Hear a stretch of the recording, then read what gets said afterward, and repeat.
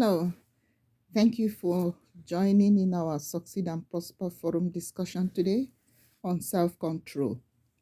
I want to appreciate everyone who has taken time to contribute to the ongoing discussion. Iron sharpened iron, and no one knows it all.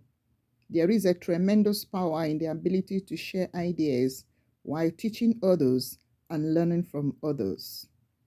What we are doing in the forum is unique. With time, the full benefit will manifest. I hope you will still be a part of the forum when that happens. Once again, thank you for contributing from different perspectives and providing insights to the topic under discussion. You know, self control is a cognitive process. And when we talk about cognitive process, we're looking at a mental ability. It's mental in nature. And you can't separate mental from emotional, physical, spiritual, and every part of the human being. But something specific about self control is that it connects the mentality of the individual with the emotional aspect of the same person. Now, let me put it this way. Emotion is something we all have. Everyone has emotions, and everyone also has some kind of level of mentality. What happens when you're talking about self control is the difference between two people in the way they process their thoughts, in the way they process their thoughts, and the way that they control or regulate their emotions. Everyone has emotions, everyone has thoughts. Now, everyone must go through a mental process, a cognitive process to look at what is happening, process it, and then come out with a decision to act in a particular way or to speak in a particular way. Now, between the time the person is exposed to a challenge, exposed to a temptation, exposed to an impulse, or is exposed to a condition or a circumstance, and the time the person acts or responds or reacts to that stimuli, that to whatever it is that is happening, there is a mental process. Now, some people take a longer time to process information. Other people take a shorter time. It depends on the individual. And that's why it is self control. So it's talking about a particular individual per time. Now, some people are impulsive. The moment something happens, the moment they're exposed to a temptation, exposed to an experience, exposed to a situation, circumstance, obstacle, challenge, or whatever, they just act. So they sometimes they act before they even process.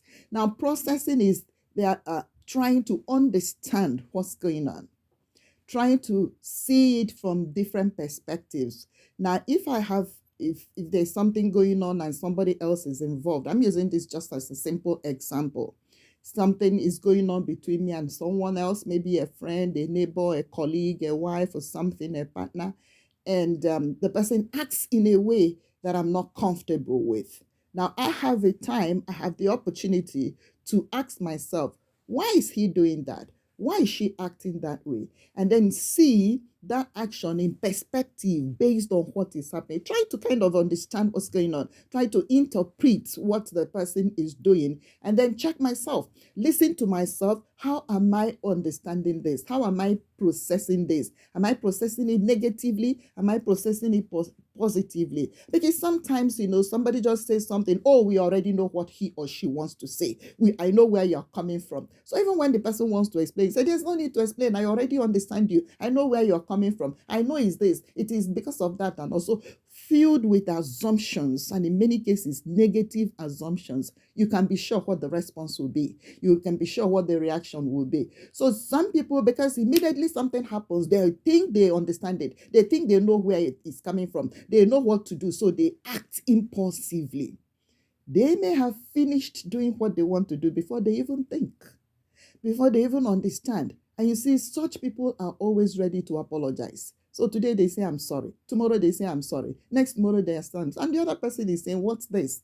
I mean, if you're dealing with an adult and you're always making the same mistakes and saying you are sorry, you're sorry, you're already that relationship is already being affected. So it's good for us to pay attention to our cognitive processing, our mental processing. Think about something, try to understand it, ask questions before you even act. Let me see. Okay, I think this is what you're saying. Is that what you mean? And the person will say, oh, no, that's not what I'm saying. That gives you the opportunity to change a negative impression and then convert it to a positive one, because you do want your relationship to continue. You want to keep a relationship. Is not something of today, tomorrow, next tomorrow. There's an in and out sort of thing about it. So, but if you have to, it doesn't matter what type of relationship, as long as you're dealing with someone else, you have to acknowledge the fact that the person reasons in a different way and you reason in a different way. The only way the two of you can come together and make any effective progress is to listen to each other and not assume about behaviors. And even if you think this is what this person is saying, there's the opportunity to clarify. Maybe yesterday that's what she meant. Today, that may not be what he means. So it's good to ask and be sure you understand what's going on before you speak and before you act. Now, another challenge we have there is that we don't listen to understand. We listen to speak. So the moment you say what I want to respond to, I am already shooting out what I think in my mind. But the right thing is to listen to understand. Understand before you give your own impression, before you give your own opinion.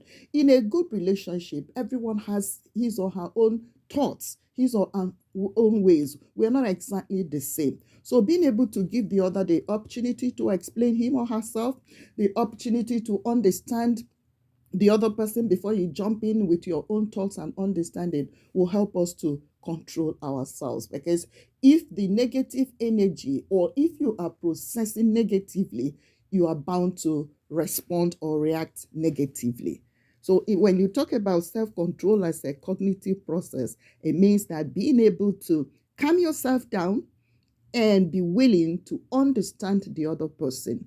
That ability, that processing to understand and to be sure of what to say before you say it, and to plan on, and be sure in control, regulate your emotion, and you don't act out of impulse and then regret later. That is the mental processing, and that is the cognitive process. So I said self-control is a cognitive process that allows an individual to regulate his or her emotions, thoughts, and behavior in the face of temptations, challenges, and impulses in order to achieve a set specific goal. I mean, that goal can be anything. To achieve peace, to achieve love and compassion, to achieve whatever it is you set for yourself.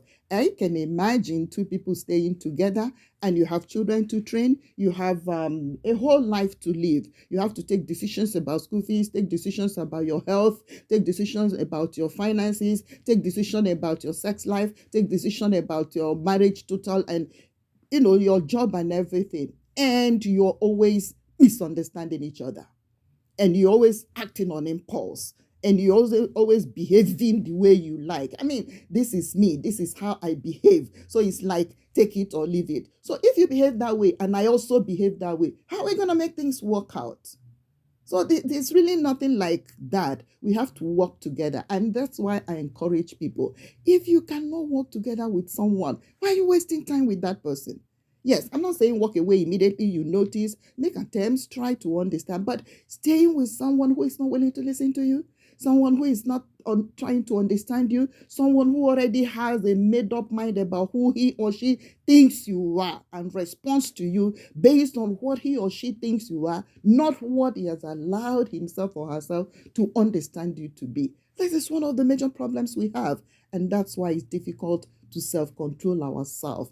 I mean, I have just been keeping quiet because I've been building it up. So once she opens her mouth, I know she has said this thing again. She said it yesterday. She said it last week, and she's saying it again. It won't be difficult to slap or beat that woman. That's the truth. And then look at him. See, he thinks I'm a fool. He's making me a fool again. Okay, he did it last week. He did it last month. Now he thinks I'm a fool. He's doing it again. You will soon disrespect that man. I mean, disrespect and the quarrels and all that. They don't just happen. They happen out of the mental processing that is going on in our mind, how we are understanding, how we are taking what is going on. And so it's always good to be calm, to regulate your emotion until you understand. Don't react to things, respond to them. Reacting means quick impulse, but response means you've thought about it and you're thinking about it. So you are opening up an effective communication for the other person to understand where you're coming from, and you understand where she or he is coming from. And then you can both understand yourselves. It's always easier that way. So whatever decision you take, two of you will be willing to work the consequences out, because every decision, every behavior has consequences. But if two agree, they can work out whatever problem comes their way. So you see that when relationships break, people are not willing to work out. That's the point. Praise God. All right, so there's a few things I want to say about self-control. I want to add also that self-control is like restriction, restricting yourself. I can do this, but I don't have to do it. I know that I can refuse to give this money, but I know if I refuse to give this money, it's going to hurt the other person. It's going to affect my relationship. So if I have the money, I just go ahead and give it. So, but I don't want to give it, but I understand the implications. I understand the consequences of not giving that money. So I give it out of that understanding and not out of my emotions that I don't feel like, I don't want to. Many things that we do in life demand responsibility. It's being responsible, being committed to a relationship. So when you're committed to a relationship, you don't refuse to bring money because you're not happy. You don't refuse sex because you're not happy. You're committed to it. So if you need to be happy to have sex, then talk about it and get yourself to the point where you're happy. Yes, that's the point. Now, if you need money to cook, if you need to be happy to cook, which we all need to cook and take care of your husband, take care of your children, take care of people around you, if you need to be happy to work with your colleagues and all that, look for what works and make sure that you guys are working together to put yourself in the right mood, in the right position to do whatever it is that you do. Everything that works is a sacrifice and requires a lot of commitment. So think before you talk, plan before you act. What are the ways we can help correct mistakes in case, like we said, you make a mistake? We're human beings. Sometimes we say something before we realize, oh my God, what did I say? I shouldn't have said that. That's normal. Oh, why did I do that? I overreacted. I shouldn't have gone that far. That's normal. So what do you do when you notice that? Acknowledge it. There's no problem. It doesn't reduce you when you notice you made a mistake and you apologize for it. It doesn't reduce you. Instead, it adds to you. I have value each time I speak my mind. This is what I think. I expect you, if you ask me questions, I answer. You must not understand me, but give me an opportunity to express myself. And then depending on how committed we are, we begin to work on understanding each other. So I suggest openness, flexibility, change your thoughts, change your emotions. So when you notice this is not going the way it should go, you notice there's a negative influence, negative energy, be able to flexibly change that thought, change that emotion, change that reaction so that you can achieve your purpose. So empathic understanding, effective communication, forgiveness. We have to continue to forgive and forgive ourselves. Now, it's not for one person. The woman is always forgiving the man. Why should a man forgive a woman? Or the man is always forgiving the woman. It's his responsibility. He's the man. No, two must work together to make sure that they achieve their goals and their objectives. So to correct mistakes, when we make mistakes in our utterances, mistake in our wrong attitude or behavior, we should be willing to apologize and to forgive. But we must work together to get these things done. I would like to take more questions on this.